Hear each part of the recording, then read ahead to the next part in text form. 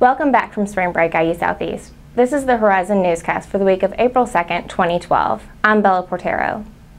According to the 2010 National Intimate Partner and Sexual Violence Survey, 1 in 5 women have been raped in their lifetime. Leah Armfield attended a self-defense seminar held by IUS Police Sergeant Monica Wise. The seminar was to teach students how to defend themselves in the event of an attack. All women live with a certain level of risk to become a victim of a violent crime. Sometimes violence comes despite the best possible avoidance measures, and when it does, often there is no opportunity to summon help. Sergeant Wise offers a self-defense seminar for students and faculty because she wants them to know how to protect themselves and to hopefully empower them in all aspects of their lives. And a lot of young girls, they don't know how to fight, they don't know how to protect themselves. And so I put together this program to kind of help empower them and to give them, some knowledge or some food for thought. Sergeant Wise believes that awareness is a person's #1 defense in protecting themselves. She also said that knowing what is out in front of you before getting into it will help save yourself from getting into a bad situation. Talking on your cell phone is one of the worst things you can do when walking to your car. In the event of an attack, Sergeant Wise says to never let the attacker take you to crime scene number 2. That is where most victims do not come out alive.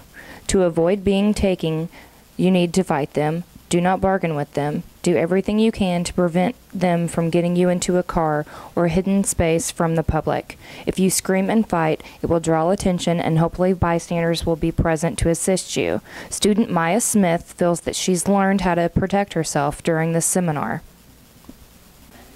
I learned that even though I am a female, I can protect myself, and there's so many different ways that you can learn to be safe out here. So. Student Katrina Boyd believes this seminar helps shy girls gain confidence to get out of a bad situation. I would recommend it to especially girls who are really shy, because I've been really shy and I was always afraid, I'd hurt somebody or something like that. But truthfully, if you're in a real tough situation, you really have to have confidence to get out of it. Prevention strategies are aimed to reduce the risk of fatal results by equipping you with knowledge, awareness, and self-defense tactics. Leah Armfield, the Horizon Newscast. To learn more information about the self-defense seminar offered at IU Southeast, please visit the police department located in the University Center. The SGA recently passed the Student Ambassador Bill. The bill aims to increase representation from each academic school within the SGA by creating a representative committee for each school. The SGA also passed the Officer Salaries Bill, which reduces the president's salary by 16% and distributes it among 9 other officer positions.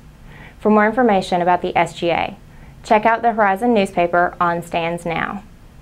In IUS sports news, the baseball season is well underway. Cassidy Teague takes us to the team's game against Marian University. The IUS baseball team hosted Marian University with hopes of improving their record to 8-8. This is the slowest start the Grenadiers have had in 5 years under head coach Ben Reel.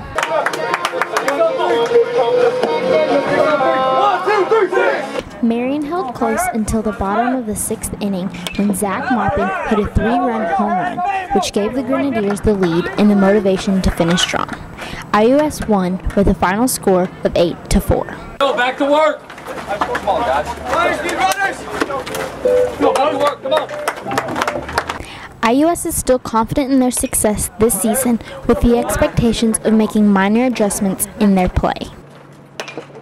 Due to technical difficulties, we were unable to interview the coaches and players. The Grenadiers' current record is 9-11. I'm Cassidy Teague, the Horizon Newscast. Over the break, the baseball team had several games on the road. To catch up on the results of those games, visit iusathletics.com.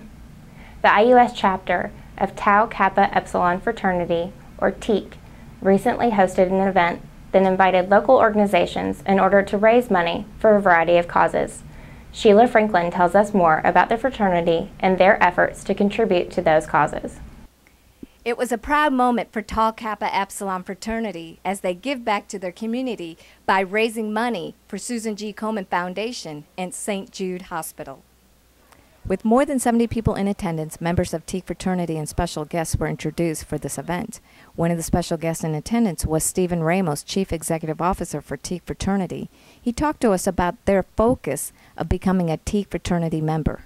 Well, our focus for Tau Kappa Epsilon is around building better men for a better world.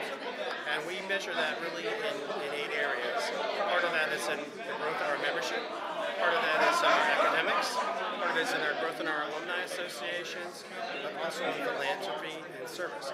We have the largest philanthropy and service of the fraternity in the world. Back in February, Teak fraternity held a bash, and through their efforts, they were able to raise $2,756 for Susan G. Komen Foundation. Diane Kroll, a former teacher and breast cancer survivor, tells us how this money will go to use. 75% of it stays local, 25% is sent to Dallas, which is combined with all of our other 128 affiliates and used only for research. While St. Jude was also an invited guest for Teak's meeting, they were there to discuss their partnership with Teak fraternity, but what St. Jude was not expecting was a $500 check for their foundation. I did not know that just in one day, they raised $500 by doing landscaping, mulching, and so they were able to raise that in just one day. The giving didn't stop there. Thomas Geary, president of Teak fraternity, not only organized this event, but coordinated people to bring items to help tornado victims. Right. One of our members thought it was really important that all of our guys kind of bond together and see what donations, supplies we could collect for the tornado victim reliefs. We got involved because some of our alumni had Henryville addresses, so we reached out to all of them and touched base with them and found out what supplies they needed being in that area. So once we found out the type of supplies that they needed, then we just sent a mass text out to all of our guys and then also the sororities and seeing what supplies we could collect, and then we brought those to a meeting. And from the Hoosier Room, Sheila Franklin, the Horizon Newscast.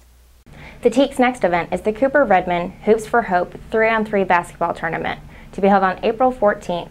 Proceeds will go to St. Jude Children's Hospital, where Cooper Redmond is a patient. Thank you for watching the Horizon Newscast. Tune in next week for more coverage of all things IU Southeast. Again, I'm Bella Portero. Have a great week.